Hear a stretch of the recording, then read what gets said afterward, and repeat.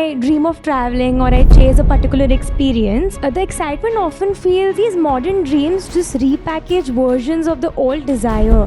See, if you desire something and you get it and you still remain desirous, has the desire succeeded? What happens if instead I drink this and drinking this makes me even more thirsty? Then desire has not only failed but actually backfired.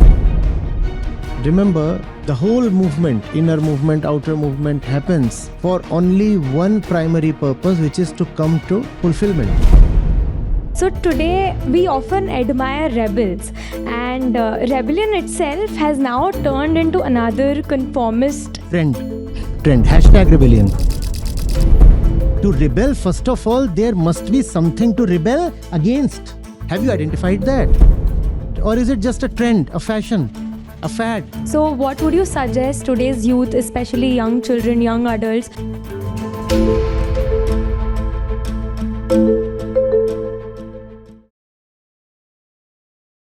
Good afternoon, sir. We, the students of IP, are beyond excited to have you here and for this opportunity to get to communicate with you and ask our questions. My name is Khushi Sharma, and my question is, so today we often admire rebels, and rebellion itself has now turned into another conformist kind of subjective thing. It's a trend. Hashtag rebellion. A mental barricade in a sense. So how can we live authentically without falling into this death trap? We are not talking about occupying that corner place and saying, I don't belong to the crowd. I belong to the corner. And there you see how different I am, how exclusive I am. I'm a unique individual because, that fellow, that madman came and said, you don't need to follow the crowd. So even in the classroom now, I stand in the corners. That's not what you have to do. To rebel, first of all, there must be something to rebel against. Have you identified that?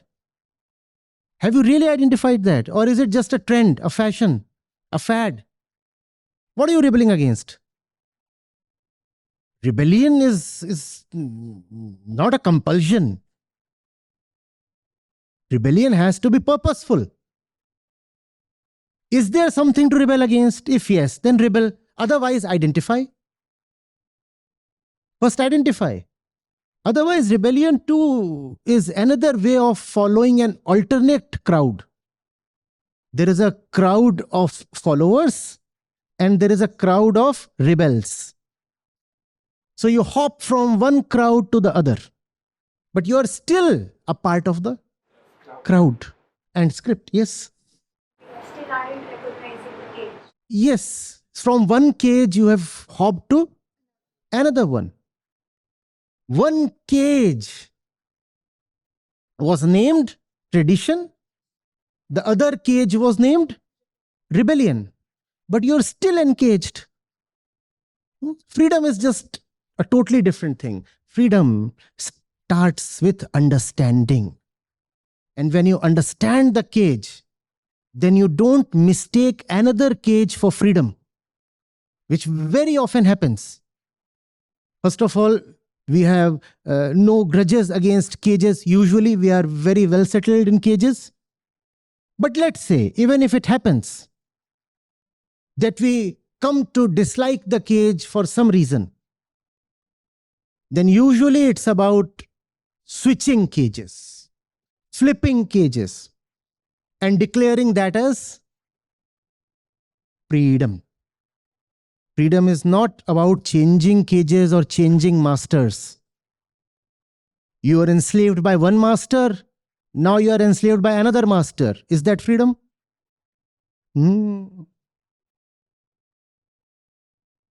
On a very interesting topic, looking honestly at how our desires keep us enslaved. So today's culture glorifies travel, experience, and living fully as freedom. But I noticed even in myself, when I dream of traveling or I chase a particular experience, the excitement often feels no different than craving money or status. So are these modern dreams just repackaged versions of the old desire for security, recognition, keeping us equally bound, only in just more glamorous ways? The all desire arises from a from a point of incompleteness. Hmm? You feel there is something missing, right? And that's what you want to look for in the world. You see, there is something missing within, and I'll go out and uh, fetch something that will take care of the inner incompleteness. That's how desire arises. So travel can be wonderful. Experiences too can be very useful. But the beginning point has to be the yardstick. What did you enter the experience for? We don't enter the experience just for the sake of experiencing. So any experience, if we want, it is really to give us something that would fulfill us deeply, and if possible, forever. Right? All kinds of desires, they arise, but not so that you remain perpetually desirous. See, if you desire something and you get it and you still remain desirous, has the desire succeeded? You desire something. I want water. Here is water. And I get water. I drink it. And I find I have remained equally thirsty. Has the experience succeeded? No. Because it was not for nothing that I went to this tumbler. I went to this one with a very particular purpose. What was the purpose? To quench the desire. To quench the desire, which is in this case thirst. But that didn't happen. So the energy and time I've invested in the effort has gone waste, actually. No? So if you see it, all desires are so that you can come to the end of desire. You drink water so that for a significant period you do not require any water. What happens if instead I drink this and drinking this makes me even more thirsty? By getting this, I am forced to want 5 other things. Then desire has not only failed, but actually backfired. No? You had one desire, and by moving towards the object of that one desire, you now find that you are forced to go after 5 more objects. So desire has actually failed. So the desire for travel or experience, what else did you say? Travel, experience, and these 2 things? Yes. So if you go after these things and they teach you something, they teach you something that reduces the need for more and more endless similar experiences, then the effort has succeeded. But if you travel and that only makes you travel even more, then what are you traveling for? Remember, we do not start without purpose. And there is only one central purpose: to come to fulfillment. That's the purpose behind all our desires and actions. Everything. The whole movement, inner movement, outer movement, happens for only one primary purpose, which is to come to fulfillment. So that's what you have to test yourself on. Is it giving me that? And if not, then it is just a recirculation of the primitive instincts. What are the primitive instincts for? All instincts arise from that same lack of fulfillment, and they say, as they would say to an animal, go get some food, get shelter, arrange for something else, go get a mate for yourself, right? And that's how human beings have been. Travel from here to there and you'll get something. But does that reduce your need, your compulsive need to just keep wandering?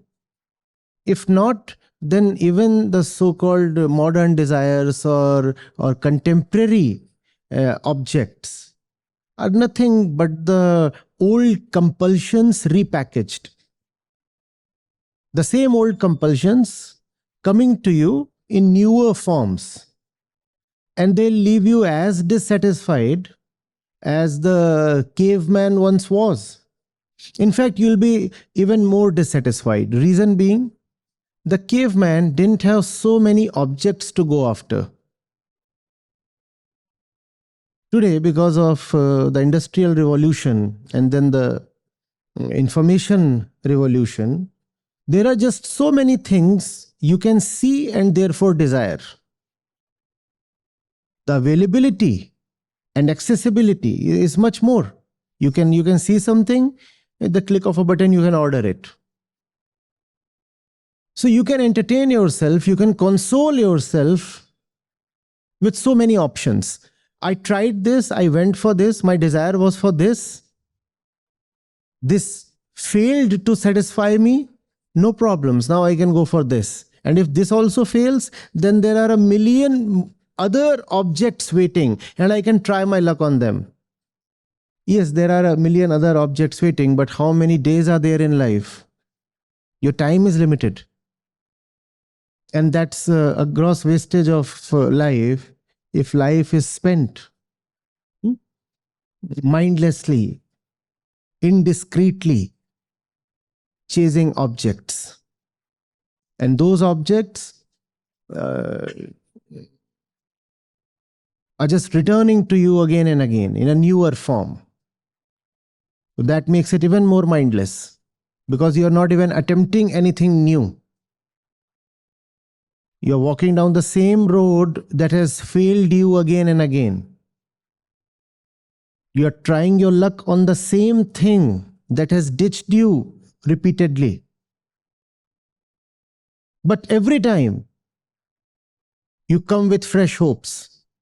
Maybe this time something new will happen. Nothing new can happen. Remaining the same person in terms of travel, you went to the Himalayas. Remaining the same person, you are going to the beaches. Doesn't matter whether it's the mountains or the ocean. You are the same person.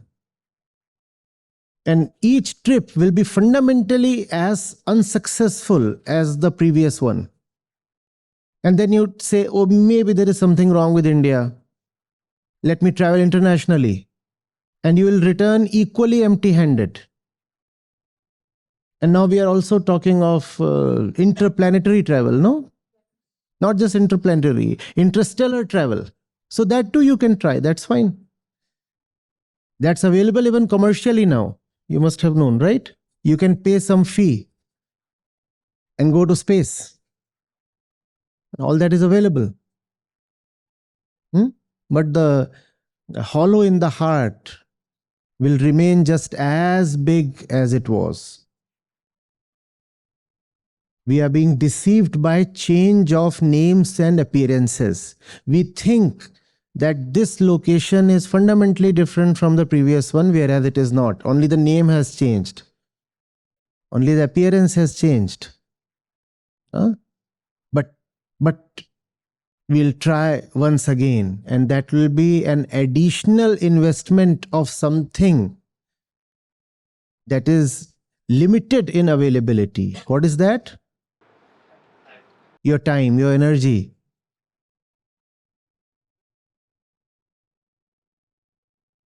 With limited time, limited energy, we are chasing unlimited versions of the same thing. How wise is that?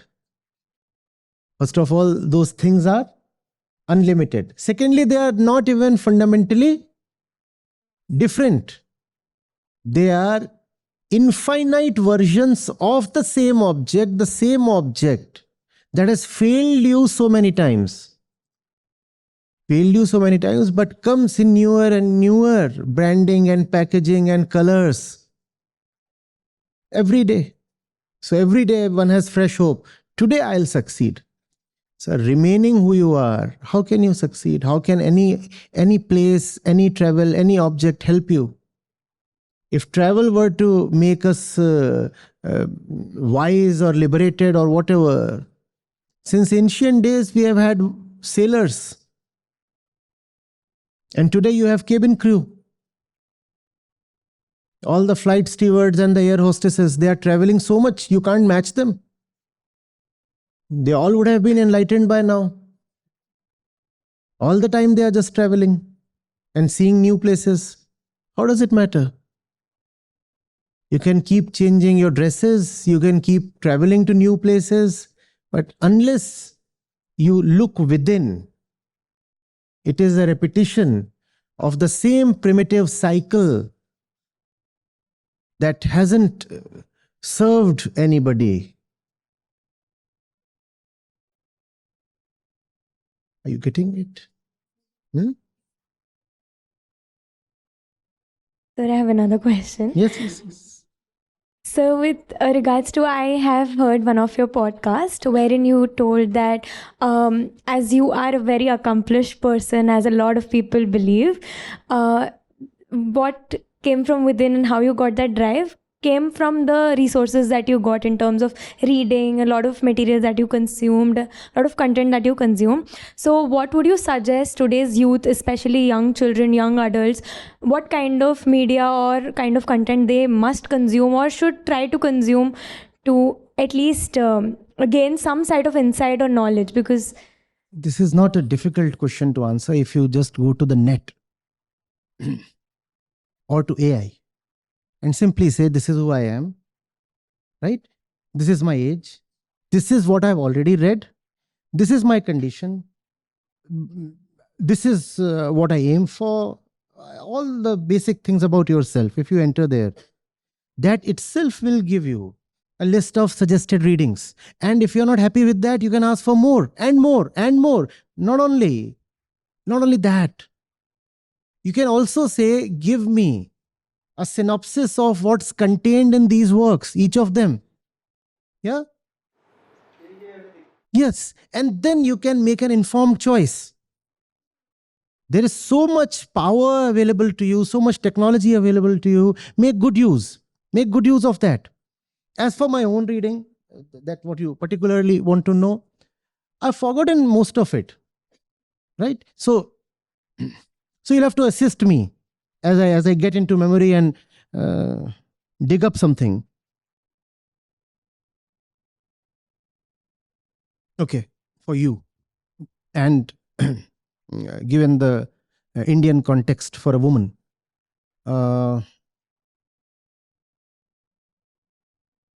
We the World by Ayn Rand,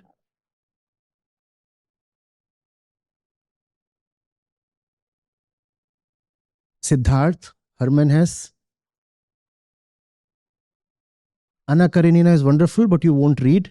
It's bulky.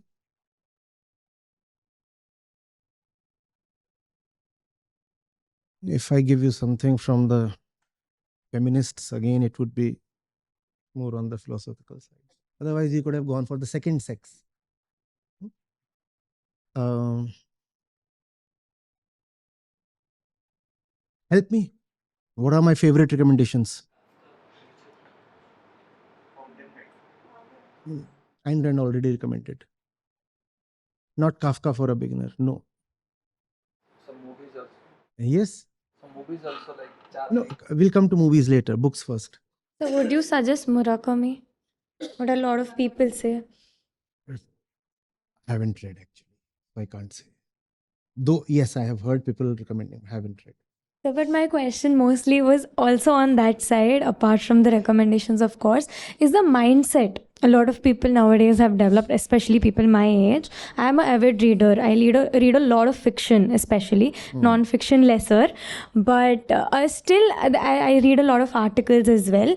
So in today's generation, most of my friends, people around me are not much into reading. Everyone likes bit by bit scrolls, and whatever I write lengthy bits, and they want me to, people in my college magazine, everyone wants me to cut it short and give it in 5 lines and present it. So it's very difficult like that. So what can we do about that? Cut it short. Every chapter that you see there, that book, was actually initially 4 or 5 pages. But then for your friends, your generation, I squeezed it to 1 or 2 pages. And that's what took most of the time. So it was really hard, just clipping everything and yet retaining the essence of it. You'll have to do that. If that's what the reader demands, you'll have to do that. But at the same time, the reader should not dictate the spirit of the work. The reader, however, must be honored in terms of form of the work.